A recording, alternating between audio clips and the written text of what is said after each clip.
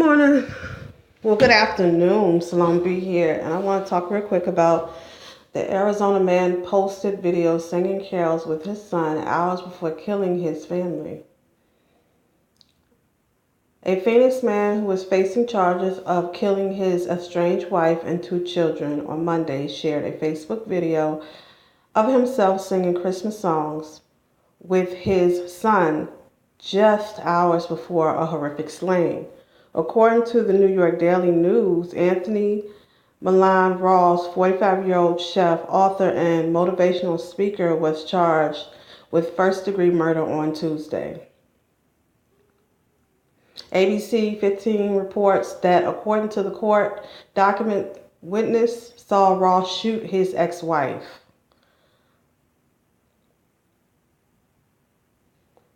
Iris Ross on Monday afternoon outside a Phoenix apartment complex as she tried to escape him. When witness asked Ross if the victim was okay, he allegedly responded no before pointing his gun at them.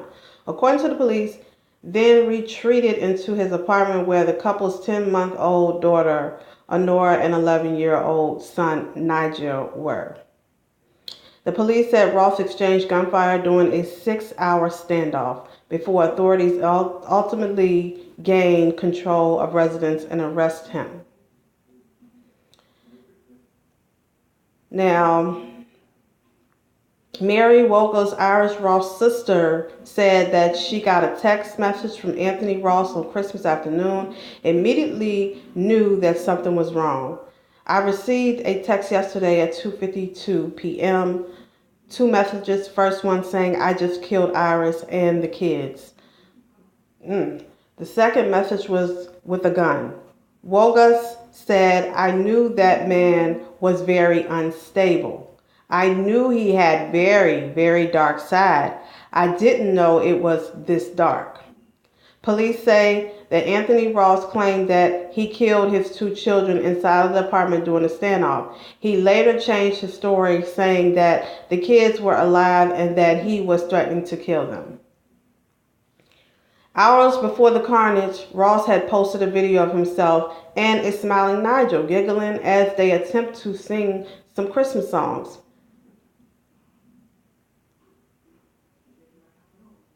And just last month, the family had started a GoFundMe to help financially support Iris Ross' family with funeral expenses for the mother and her 2 children. Just last month, Anthony Ross was on the airway testifying how a vegan lifestyle had helped him lose more than half his body weight and rebuild his family. With his family at his heaviest, he tipped the scale at 518 pounds. Wow. So, I'm going to play some of this.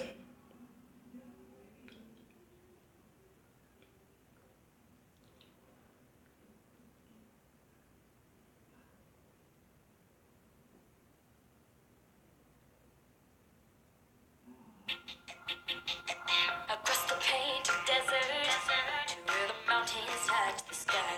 This is Sanderson's Ford country, where Arizona's pride. Sanderson Ford.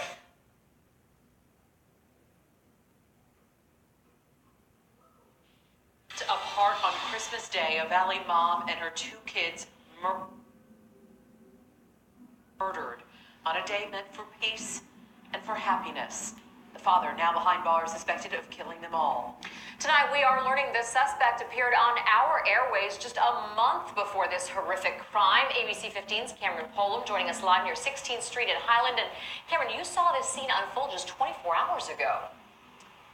Yeah, no doubt about it. I was standing about 100 yards away when I first saw the first bullets fly out of this window right behind me. Within seconds, flashbangs were fired by police, and within minutes, the 7-hour standoff was finally over.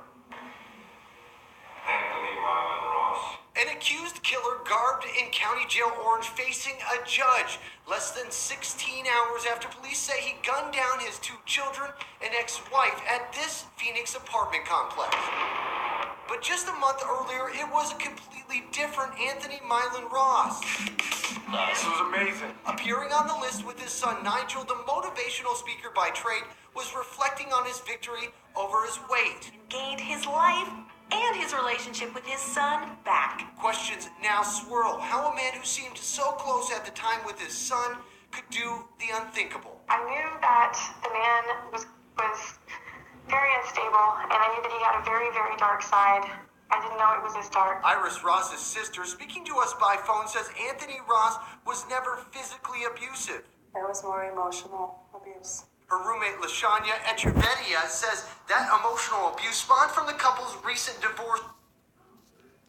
All right, that's just some of it. If you want to see more of it, I'll post it down in the link. Now, my take on this is this man is an African American man, and in the African American community, being that I was reading an article, being that we have been excluded from education and health care during the times of slavery and during the 40s and the 50s and all of that, a lot of people did not get proper health care, and mental illness is actually running in the bloodlines of some of, or majority, if not majority, a big number of African American families. And the article was also speaking about we need to be more educated about what mental illness is. I had to educate myself on it. I actually became like a little nurse assistant. I mean, I didn't go too far with it because there's a lot of politics in healthcare that I can't get with. Like a lot of people that when they do get in that system, when they do get help or something like that, sometimes they're neglected, in these systems. So that's another part of why I think you should be very educated about your health and certain things, about your body and everything, because when you go to a hospital and you say, because they're not going to come and help you if you don't go to them and say, I need help, and you sign it contractually.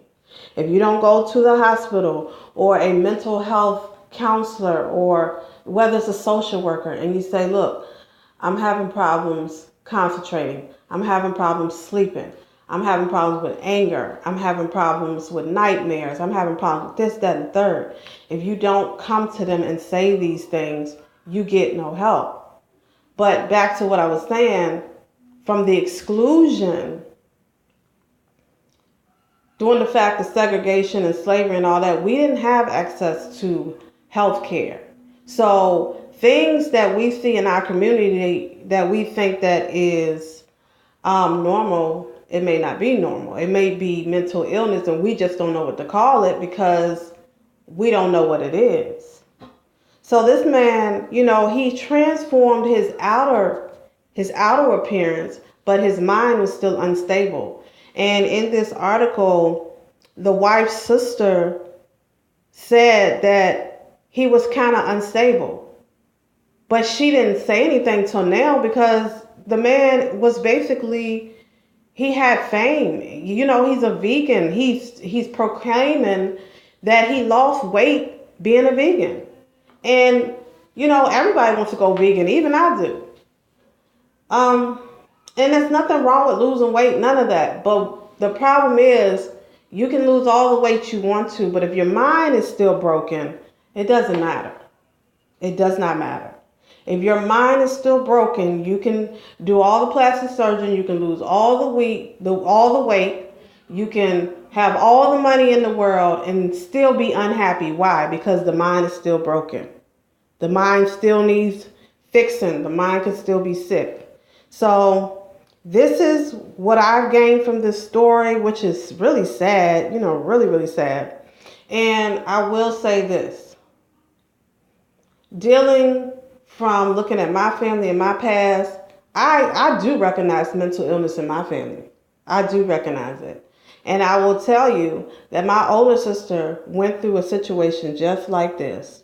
But her husband was not able to kill the family because the police officers were so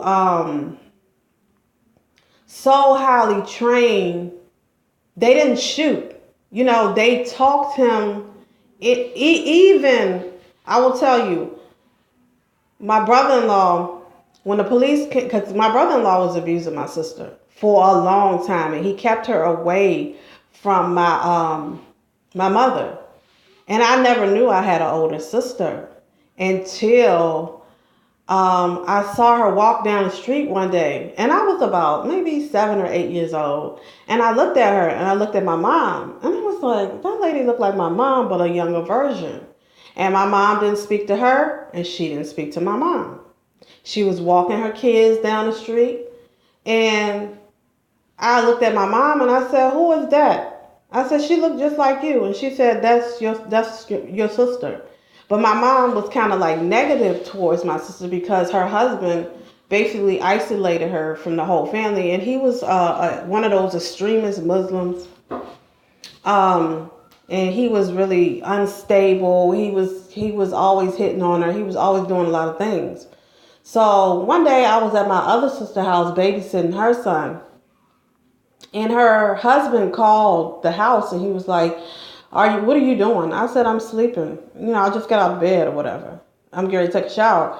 And he was like, "Turn on the TV." And I was like, "Wow."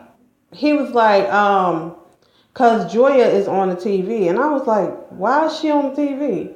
And he was like, her husband done held all the kids up in the house, threatened to kill all of them, and he done shot a police officer. And he shot the police officer, blew his arm off. The man had to have one of those prosthetic arms. And I was so embarrassed going to school because I was like, but we had already seen the signs because he lived in the neighborhood with us. And everybody, tried to help my sister, but she did not want the help. She didn't want that help. She didn't want nobody in her business. And her husband, sure enough, didn't want nobody over there. So we kind of had to like stay our distance, stay out of it, protect ourselves and just let her live in it. But my sister finally got the courage to go to the courts and complain, but the courts did not intervene. They did not intervene until the last minute. And the last minute when they intervened, when they went to go and get him and pick him up, he asked the police officer, because he didn't have any shoes on. He asked the police officer, he said, "Can I go in the house and get my shoes?" And I don't know why this police officer allowed him to go in the house. He said, "Sure, sir, you can go get your shoes." He went in the house and got a sawed-off shotgun, and he shot that man's arm off. And it was ridiculous, and it was malicious. And he was always unstable. Always unstable. He was always doing weird stuff, out of the norm. Just, he was possessive. He didn't want nobody around the family. He didn't want the kids. When a person is like that, that is a form of mental illness. They want to keep everybody out. They want to shut everybody out. They don't want family in. They don't want no one in. They don't want to talk to anybody. They isolate. And he had a standoff. That standoff with the police with my brother-in-law was about, 24 hours. And they finally got him to come out the house. And I was surprised because what I see the police officers do today when they blow people away, I think back and like, wow, they didn't even blow him away. They talked him out of the house, and he finally came out of the house, and he finally let the kids go out of the house.